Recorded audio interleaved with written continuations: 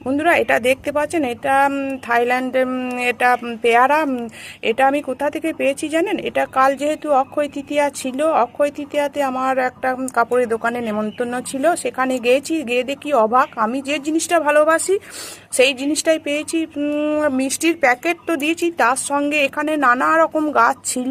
তো আমাকে এই দোকানি, কাপড়ের দোকানের যে মালিক, তিনি আমাকে এইটা বেছে দিলেন, এই পেয়ারা গাছটা এইটাই বসাতে বললো। এটা বললো দারুণ জাতের পেয়ারা। পাতা দেখেই বুঝতে পারছেন বন্ধুরা যে কত পাতাটা কীরকম বড় বড় সাইজের।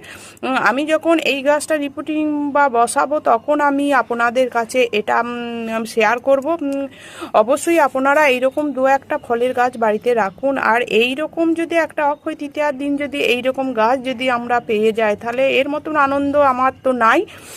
কোনো প্যাকেট, মিষ্টির প্যাকেট বা কোনো গিফটের চেয়ে এই গিফটটাই হচ্ছে আমার কাছে সব থেকে বেশি পাওনা, বেশি আনন্দের।